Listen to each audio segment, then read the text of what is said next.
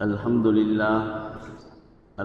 لله وكفى وسلام على عباده الذين اصطفى أما بعد أعوذ بالله من الشيطان الرجيم بسم الله الرحمن الرحيم والذين استجابوا لربهم وأقاموا الصلاة وأمرهم شورى بينهم ومما رزقناهم ينفقون صدق الله مولانا العظيم. கண்ணியத்திற்கும் பெரும் மதிப்பிற்குரிய அல்லாஹுவின் நல்லடியார்களே, பெரியோர்களே, தாய்மார்களே, அல்லாஹுவின் பேரருளால் புனிதமிக்க ரமதானுடைய மாதத்தை நாம் அடைந்து இன்று 20வது தராவி தொழுகை பரிபூர்ணமாக நிறைவு பெற்றிருக்கிறது. அல்லாஹு தஆலா இது நாள் வரை நாம் செய்த எல்லா வணக்கங்களையும் முழுமையாக ஏற்றுக்கொண்டு அதற்கான நன்மைகளை துன்யாவிலும் ஆகிரத்திலும் நிரப்பமாக தந்தருள்வானாக. மீதமுண்டான நாட்களில் இதைவிட அதிகமாக அமல் செய்வதற்குண்டான நல்ல நசீபை அல்லாஹ் நம் எல்லோருக்கும் தந்தருள்வானாக. லைலத்துல் கத்ர் என்ற உன்னதமான இரவை அடையும் பாக்கியத்தையும் அல்லாஹ் நமக்கு தந்தருள்வானாக. கண்ணியத்திற்குரியவர்களே, இன்று தொழுகையில் ஹாமீம், அஸ்ஸஜிதா, அஷ்ஷூரா, அஸ்ஸுஹ்ருஃப், அத்துகான், அல் ஜாசியா 5 சூறாக்கள் தொடர்ச்சியாக அல்லாஹு தஆலா ஓதும் பாக்கியத்தை தந்தான். இதில் அஷ்ஷூரா அப்படிங்கிற ஒரு சூறாவை நம்ம தொழுகையில் ஓதணும். இந்த ஷூரா அப்படின்னு சொன்னால் என்ன? ஆலோசனை செய்தல் அப்படிங்கிறது அதுக்கு பொருள். ஆலோசனை செய்ய வேண்டிய விஷயத்தை பற்றி ஒரு வசனம் அந்த சூறாவில் வந்திருப்பதால் அந்த சூறாவுக்கு அஷ்ஷூரா அப்படிங்கிற பெயர் இடப்பட்டிருக்கிறது அப்படின்னு ஒருத்தவங்க சொல்றாங்க. இன்னும் சில முஃபஸ்ஸிர்கள் ஆலோசனையின் முக்கியத்துவத்தை எடுத்து காட்டுவதற்காக குர்ஆனிலே அந்த சூறாவுக்கு ஷூரா, ஆலோசனை அப்படின்னு பெயர் தரப்பட்டிருக்கிறது. ஆக மொத்தத்தில் ஆலோசனை என்பது மிக முக்கியமான ஒன்று. மனித வாழ்க்கை தெளிவாக எந்த விதமான குறைபாடுகள் இல்லாமல் அமைவதற்கு ஆலோசனை என்பது மிக முக்கியமான ஒன்று என்பதை இது நமக்கு எடுத்து கூறுகிறது. நமது வாழ்க்கை தெளிந்த அறிவுடன் இருக்க வேண்டுமானால் எல்லா விஷயத்திற்கும் ஆலோசனை இருக்க வேண்டும். நல்லடியார்கள், அல்லாஹுவின் நெருக்கத்தை பெற்றவர்கள், அவர்களுடைய குணமே ஆலோசனை செய்கிறது தான். அல்லாஹு தஆலா இன்று ஓதன வசனத்தில் கூட அல்லாஹுவின் நெருக்கத்தை பெற்ற, அல்லாஹுவின் மீது முழு நம்பிக்கை கொள்கிற நல்லடியார்களுடைய குணம் அப்படிங்கிறத சொல்லும் பொழுதுதான் அவர்கள் தங்களுக்கு மத்தியில் எந்த விஷயமாக இருந்தாலும் ஆலோசனை செய்வார்கள் அப்படிங்கிறத அல்லாஹு தஆலா சொல்லுகிறான். ஸல்லல்லாஹு அலைஹி வஸல்லம் அவர்கள் சொல்லுகிறார்கள், பொதுவாகவே ஆலோசனை செய்து ஒரு காரியத்தை நம்ம செய்யறதுங்கிறது அது பரக்கத்துங்கிறாங்க. அஷ்ஷூரா பரக்கத்துன். தனிப்பட்ட முறையில் நான் எடுக்கிற முடிவு தான். அறிவாளிங்கிறவன் யார் அப்படிங்கிற போது, அறிவாளி என்பவர் தன்னுடைய அறிவை கொண்டு செயல்படுபவர் அல்ல, தன் அறிவை வைத்துக்கொண்டு ஆலோசனை கொண்டு செயல்படுபவர் தான் மிகச்சிறந்தவர். அவர்தான் அறிவாளிகளுக்கெல்லாம் அறிவாளி என்று நமக்கு விளக்கம் தருகிறார்கள். அப்போ அஷ்ஷூரா பரக்கத்துன் அப்படின்னு ஸல்லல்லாஹு அலைஹி வஸல்லம் சொல்றாங்க. எந்த காரியமாக இருந்தாலும் ஆலோசனைகள் செய்து அந்த விஷயத்தை நம்ம செய்யும் பொழுது அந்த காரியத்திலே பரக்கத்து இருக்கிறது என்று பெருமானார் ஸல்லல்லாஹு அலைஹி வஸல்லம் அவர்கள் சொன்னார்கள். பொதுவாகவே இன்று சுயமாக முடிவு எடுத்ததினால் பிறகு அவர்கள் கை செய்யப்படக்கூடிய சூழ்நிலைகளை நம்ம பார்க்கிறோம். நம்ம யார்கிட்டையாவது நம்ம கேட்டிருந்திருக்கலாம், அதை சொல்லி இருந்திருக்கலாம். ஆதம் அலைஹிஸ்ஸலாம் அவர்கள் இந்த சமூகத்திற்கு ஒரு உபதேசம் பண்ணாங்களாம். என்ன உபதேசம் தெரியுமா? என் சமுதாயமே, எந்த காரியம் செய்யறாஇருந்தாலும் ஆலோசனை செய்து செய்யுங்க. ஆலோசனை இல்லாமல் நீங்க எந்த காரியத்தையும் செய்திடாதீங்க. இப்போ வீட்டில் நம்ம ஒரு காரியம் செய்ய போறோம், மனைவி மக்கள்கிட்ட ஆலோசனை செய்யறது. நம்ம வேலை செய்யற இடத்துல நம்ம ஆலோசனை, நம்ம ஒரு காரியம் செய்ய போறோம், நம்ம கூட இருக்கிறவங்கள்ட்ட என்ன செய்யறது? ஆலோசனை செய்யறது. இல்லை அவங்க சின்னவங்க பெரியவங்க அப்படி அல்ல. ஆலோசனை அப்படின்னு நம்ம இறங்கும் பொழுது அல்லாஹ்வுடைய உதவி அதை தேடி வருகிறது. அப்ப எந்த காரியமா இருந்தாலும் ஆலோசனை செய்கிற போது அதுல பிறகு நம்ம கை சேதப்படக்கூடிய, கவலைப்படக்கூடிய எந்த விதமான ஒரு சூழ்நிலைகளும் ஏற்படாது. ஸல்லல்லாஹு அலைஹி வஸல்லம் அவர்கள் சொன்னார்கள், மா நதிம மனிஸ்த ஷார, ஒரு மனிதன் தன் காரியத்தை எதுவாக இருந்தாலும் ஆலோசனை செய்து அவன் அந்த காரியத்தை செய்ய முற்பட்டால் அவன் ஒருபோதும் கவலைப்பட மாட்டான். வலா ஹாப மனிஸ்தஹார, அதே போன்று ஒரு காரியத்தை செய்வதற்கு அல்லாஹ்கிட்ட இஸ்திகாரா செய்யறான். ஒரு தொழில் ஆரம்பிக்கணும், ஒரு வீடு நம்ம கட்ட போறோம், நம்ம பிள்ளைகளுக்கு மாப்பிள்ளை பார்த்துருக்கிறோம், பெண்ணு பார்த்துருக்கிறோம், இது சரியா சரியில்லையா 4 பேர்கிட்ட நம்ம விசாரிச்சோம், நம்ம மனசு இன்னும் திருப்தி அடையல. இப்போ இஸ்திகாரா தொழுகிறது 2 ரக்காத். யா அல்லாஹ், நான் இந்த மாதிரி என்னுடைய பிள்ளைகளுக்கு நான் பெண்ணு பார்த்துருக்கிறேன், மாப்பிள்ளை பார்த்துருக்கிறேன், நான் இன்ஷா அல்லாஹ் ஒரு தொழில் ஆரம்பிக்கலான்னு இருக்கிறேன், இது சரியா சரியில்லையாங்கிறது எனக்கு தெரியல, அல்லாஹ் நீ தான் எனக்கு இதை வழிகாட்டணும் அப்படின்னு இஸ்திகாரா தொழுகிற 2 ரக்காத் தொழுது, யா அல்லாஹ் எனக்கு இது கயிறாக இருந்தால் எனக்கு அடையிறதுக்கான பாக்கியத்தை தா, இது எனக்கு சரியில்லைன்னா நீனா இதை தட்டி விட்டுரு அப்படின்ட்டு தைரியமா அல்லாட்ட முறையிடணும். பயப்படக்கூடாது. ஆகா இது கையை விட்டு போயிட்டா பார்க்கறது நல்லா இருக்குது, நம்ம அல்லாட்ட இஸ்திகாரா செய்து இது கையை விட்டு போயிட்டா என்ன செய்யறது, அப்படி அல்ல. அது எதுவாக இருந்தாலும் அல்லாஹ்வின் மீது முழு பாரத்தை, நம்பிக்கையை போட்டு, யா அல்லாஹ் இது எனது வாழ்க்கையில், எனது பிள்ளைகளுடைய வாழ்க்கையில், என் தொழிலுக்கு இது உதவியாக இருக்கும், பரக்கத்தாக இருக்கும், நல்லதாக இருக்கும் என்று இருந்தால் அதை செய்வதற்குண்டான நசீபை நீ எனக்கு தான். இல்ல இதனால எனக்கு மிகப்பெரிய ஆபத்து இருக்குது அப்படிங்கிறது இருந்தா நீனே இதை தட்டி விட்டுரு அப்படின்னு அல்லாஹ்ட்ட இஸ்திகாரா செய்து ஒரு காரியத்தை நம்ம ஆரம்பிக்கும் பொழுது ஸல்லல்லாஹு அலைஹி வஸல்லம் சொன்னாங்க, அந்த காரியம் ஒருபோதும் நஷ்டமடையாது அப்படின்னு சொல்லியிருக்கிறாங்க.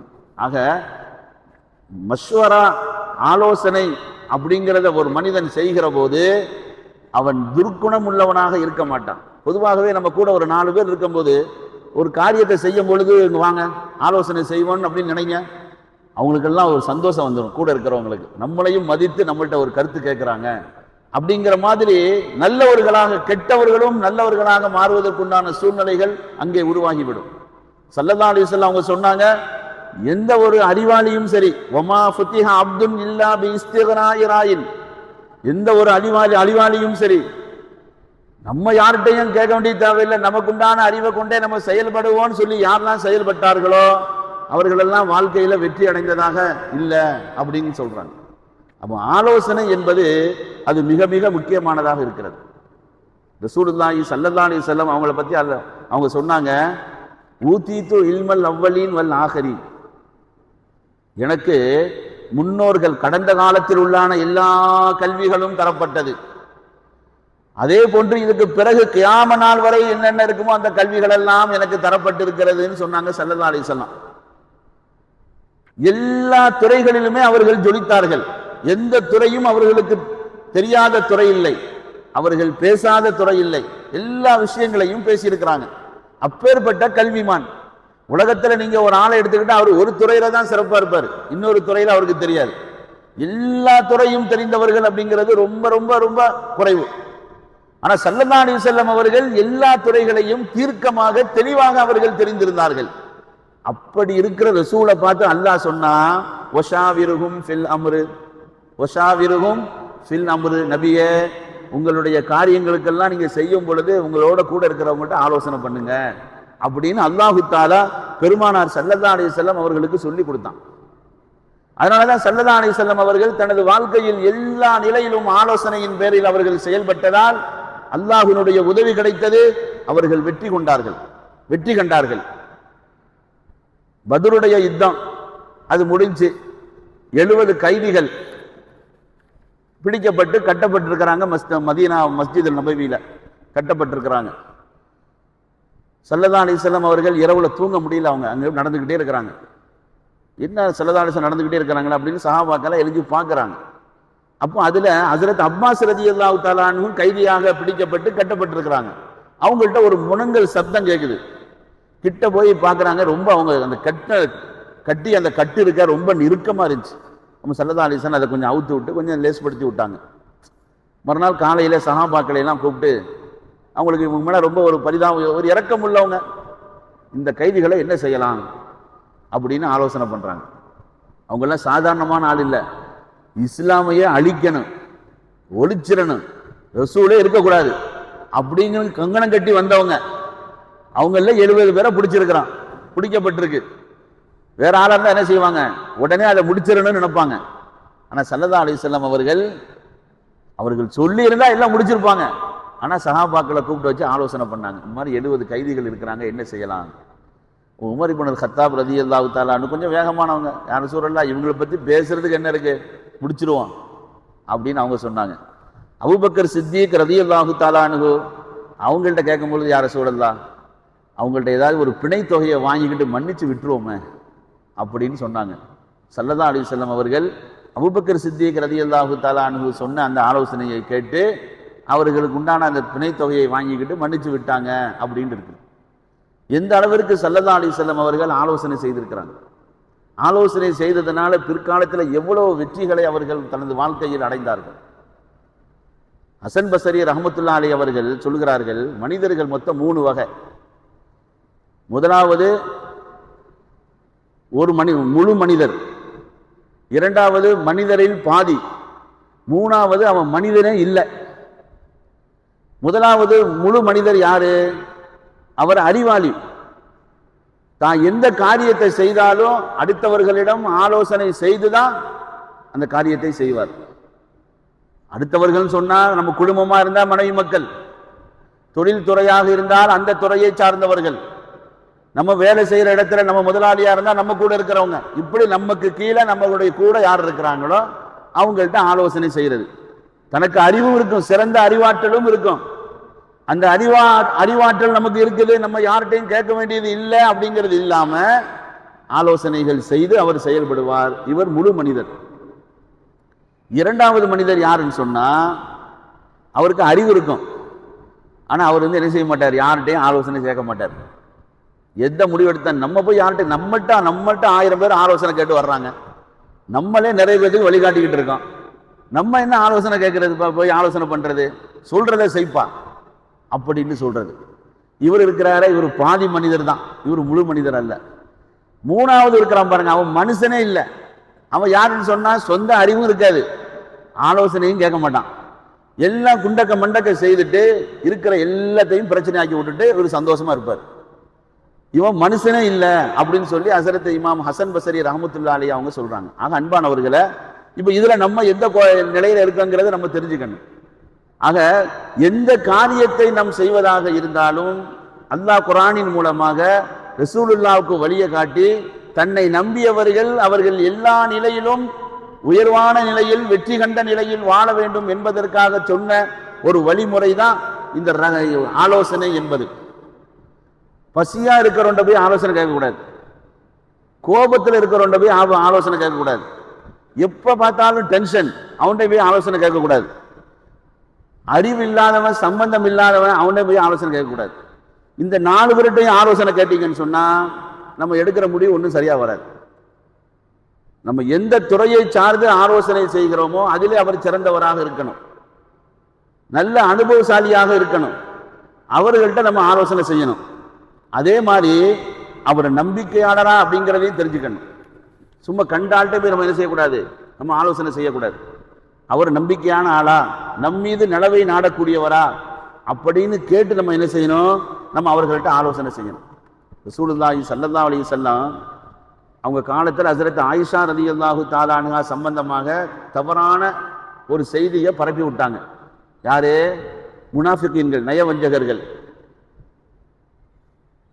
சஃப்வான் இப்னு முஅத்தல் அப்படிங்கிற சஹாபிக்கும் ஹஸரத் ஆயிஷாவுக்கும் அல்லாஹ் பாதுகாக்கணும் ஒரு தவறான தொடர்பு இருக்கு அப்படிங்கிற மாதிரி ஒரு பரப்பி விட்டாங்க. ஹஸரத் ஆயிஷா யாரு? பெருமானார் ஸல்லல்லாஹு அலைஹி வஸல்லம் அவங்களுடைய மனைவி. பெருமானார் தன் மனைவிலேயே அதிகமாக பாசம் கொண்டவர்கள். மனிதர்களில் உங்களுக்கு மிக பிடித்தமானது யாருன்னு கேட்கும் பொழுது ஆயிஷான்னாங்க. ஹஸரத் ஆயிஷா ரலியல்லாஹு தஆலா அன்ஹா திருமணம் செய்வதற்கு முன்பு அவர்களுடைய உருவ படத்தை ஜிப்ரீல் அலைஹிஸ்ஸலாம் கொண்டு வந்து காட்டி, இவங்க உங்களுடைய மனைவி, துன்யாவிலும் உங்களுடைய மனைவி, ஆகிரத்திலும் உங்களுடைய மனைவின்னு சொல்லி காட்டப்பட்டு திருமணம் செய்த பெண்மணி. அப்பேற்பட்ட பெண்மணியை அந்த முனாஃபிகீன்கள்லாம் சேர்ந்து ஒரு செய்தியை பரப்பி விட்டானுங்க. ஊன்னு எல்லாரும் பேசுறாங்க. ஸல்லல்லாஹு அலைஹி வஸல்லம் அவர்கள் நினைச்சிருந்தா என்னுடைய மனைவி பற்றி பேசுறதுக்கு இவங்க யாரு, அவங்க எப்பேற்பட்டவங்க, சொர்க்கத்தில் எனக்கு மனைவியா இருக்கிறவங்க, அந்த மாதிரிலாம் தப்பு செய்திருப்பாங்களா அப்படின்னு அவங்க பேசியிருக்கலாம். ஆனால் ஸல்லல்லாஹு அலைஹி வஸல்லம் அவர்கள் ஆலோசனைங்கிற அடிப்படையில் ஒவ்வொரு ஆளையா கூப்பிடுறாங்க. முதலாவது தன் குடும்பத்திற்கு மிக நெருக்கமான அலி ரலியல்லாஹு தஆலா அன்ஹு கூப்பிடுறாங்க. அலி எங்க வாங்க, இன்னும் இந்த மாதிரிலாம் பேசுறாங்களே, உங்க கருத்து என்ன? தனக்கு அடிமையாக இருந்த உசாமா பின் ஸைத் அவங்கள கூப்பிடுறாங்க. உசாமாவே, ஆயிஷா சம்பந்தமா உங்களுடைய கருத்து என்ன? நீங்க என்ன சொல்ல நீங்க விரும்புறீங்க? பரீரா ரலியல்லாஹு தஆலா அன்ஹா அடிமை, அவங்கள கூப்பிட்டு கேட்கிறாங்க. எல்லாருமே சொல்றாங்க, யா ரசூலல்லாஹ், எப்படி அவங்க மேல தவறான இந்த மாதிரி சொல்ல முடியும்? நாங்க இதுவரையிலும் அந்த மாதிரி நாங்க எதையுமே பார்த்ததில்லை. அலி மட்டும் தான் சொல்றாங்க, நீங்க ஏன் கவலைப்படுறீங்க யா ரசூலல்லாஹ், ஐஷா வேணா விட்டுருங்க, உங்களுக்கு இதை விட சிறந்த ஒரு பெண்மணியை திருமணம் செய்து கொடுத்துருவோம், கொஞ்சம் வேகமான ஆளு. ஸல்லல்லாஹு அலைஹி வஸல்லம் அவர்கள் இதையெல்லாம் கேட்டுட்டு யாரும் ஒன்றும் பேசக்கூடாது, அவங்க பரிசுத்தமானவங்க அப்படின்னு முடிவு எடுக்கல. ஹஸரத் ஆயிஷாவை கூப்பிட்டாங்க. ஆயிஷாவே, இந்த மாதிரியெல்லாம் சொல்றாங்க, நீங்க பரிசுத்தமான ஆளாக இருந்தால் அல்லாஹ்வுடைய வஹி எனக்கு வந்துகிட்டு இருக்கு, அல்லாஹ் அவங்கள பரிசுத்தமான ஆளுன்னு சொல்லி சர்டிஃபிகேட் கொடுத்துருவான். ஒரு கால் நீங்க அந்த மாதிரி தப்பு பண்ணியிருந்தா நீங்க அல்லாஹ்ட்ட வந்து பாவ மன்னிப்பு கேளுங்க, அல்லாஹ் மன்னிப்பான். இப்போதைக்கு நீங்க உங்க வீட்டில் போய் உட்கார்ந்துருங்க. ஹஸரத் ஆயிஷா எவ்வளவு கவலைப்பட்டாங்க, அழுதாங்க அழுதாங்க அழுதாங்க, அழுது அழுது தண்ணீர் வடிந்து வடிவதற்கு தண்ணீர் இல்லை. நான் யாரு, என்ன போய் மற்றவர்கள் பேசினார்கள், ரசூலுல்லாஹ் என்ன இந்த மாதிரி தனியா இருன்னு சொல்லிட்டாங்களே. 40 நாட்கள் வஹி வரல. 40 நாட்களுக்கு பிறகு கிட்டத்தட்ட 12 வசனங்கள் 10 வசனங்கள் தொடர்ச்சியாக ஹஸரத் ஆயிஷா பரிசுத்தமான பெண்மணி அப்படின்னு அல்லாஹ் தஆலா வசனத்தை இறக்கினான். அதுல யார் யாரு பேசினாங்க எல்லாத்தையும் அல்லாஹ் மாட்டி காட்டி கொடுத்துட்டான். நல்லவன் யாரு, கெட்டவன் யாரு, 40 நாள் டைத்தை கொடுத்து பேசினாங்க. நல்லவர்கள் யாருங்கிறது ரசூலுல்லாஹ்க்கு தெரிஞ்சு போச்சு, கெட்டவன் யாருங்கிறதும் தெரிஞ்சு போச்சு. அதுக்கப்புறம் தான் அல்லாஹ் வசனத்தை இறக்கி ஆயிஷா பரிசுத்தமானவர்கள், இதுல ஈடுபட்டவங்கெல்லாம் எப்படிப்பட்டவங்க பாருங்கிறத அல்லாஹ் காட்டி கொடுத்தான்.